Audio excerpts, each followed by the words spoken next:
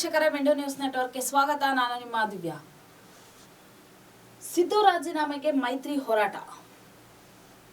ಇತ್ತೀಚೆಗಷ್ಟೇ ಮೂಡ ಹಗರಣ ಸಂಬಂಧಿಸಿದಂತೆ ರಾಜ್ಯ ಸರ್ಕಾರದ ವಿರುದ್ಧ ಮೈತ್ರಿ ಪಕ್ಷಗಳಾದಂತಹ ಬಿಜೆಪಿ ಹಾಗೂ ಜೆಡಿಎಸ್ ಪಕ್ಷಗಳು 7 ದಿನಗಳ ಕಾಲ ಬೆಂಗಳೂರಿನಿಂದ ಮೈಸೂರುವರೆಗೂ ಪಾದಯಾತ್ರೆಯನ್ನು ಹಮ್ಮಿಕೊಂಡಿತ್ತು.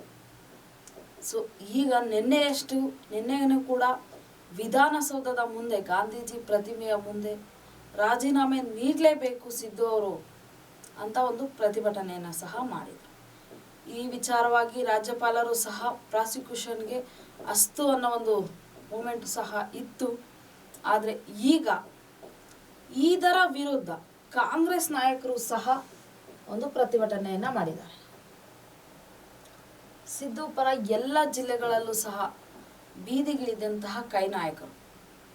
ಒಂದು ಕಡೆ ಮೈತ್ರಿ ಪಕ್ಷ ಸಿದ್ದು ರಾಜೀನಾಮೆ ಕೊಡಲೇಬೇಕು ಅಂತ, ಮತ್ತೊಂದು ಕಡೆ ಕಾಂಗ್ರೆಸ್ ಪಕ್ಷದವರು ಸಿದ್ದು ರಾಜೀನಾಮೆಗೆ ಯಾವುದೇ ರೀತಿಯಾದಂತಹ ಕೊಡೋ ಹಾಗಿಲ್ಲ, ನಾವು ಅವರಿಗೆ ಬೆಂಬಲವಾಗಿ ನಿಲ್ತೀವಿ ಅನ್ನೋ ರೀತಿಯಾಗಿ ಅವರು ಪ್ರತಿಭಟನೆ ಮಾಡ್ತಿದ್ದಾರೆ.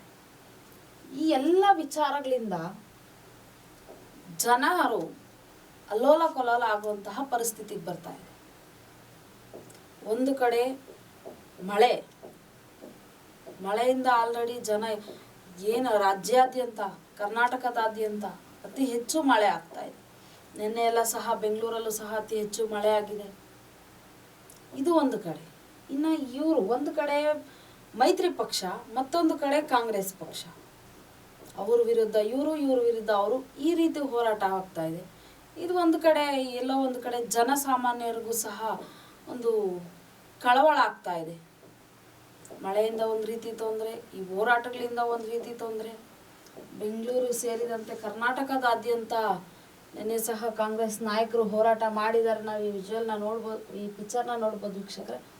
ಬೆಂಗಳೂರಿನ ಫ್ರೀಡಂ ಪಾರ್ಕ್ನಲ್ಲಿ ಉಪಮುಖ್ಯಮಂತ್ರಿ DK ಶಿವಕುಮಾರ್ ನೇತೃತ್ವದಲ್ಲಿ ಕಾಂಗ್ರೆಸ್ ಪ್ರತಿಭಟನೆ. ಇಷ್ಟೆಲ್ಲ ಒಂದು ಕಡೆ ಬಿಜೆಪಿಯವರು, ಒಂದು ಕಡೆ ಕಾಂಗ್ರೆಸ್ ಅವರು ಏನು ಪ್ರತಿಭಟನೆ ಮಾಡಿದ್ರು, ಎಲ್ಲೋ ಒಂದು ಕಡೆ ಮೈತ್ರಿ ಪಕ್ಷದ ಹೋರಾಟ ಫಲಿಸಿಲ್ಲ ಅಂತಾನೆ ಹೇಳ್ಬೋದು. ಯಾಕಂದ್ರೆ ಇದೇ ವಿಚಾರವಾಗಿ CM ಸಿದ್ದರಾಮಯ್ಯ ಅವರಿಗೆ 10 ದಿನಗಳ ಕಾಲ ರಿಲೀಫ್ ಅನ್ನ ಸಿಕ್ಕಿದೆ.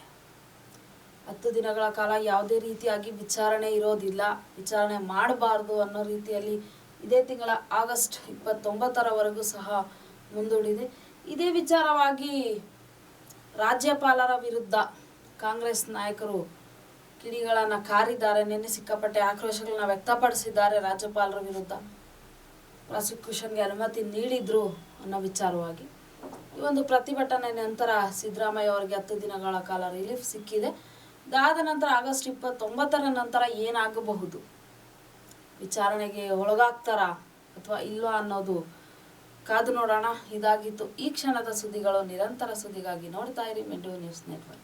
ಮೆಂಡು ನ್ಯೂಸ್ ನೆಟ್ವರ್ಕ್, ಸತ್ಯದ ಕನ್ನಡಿ.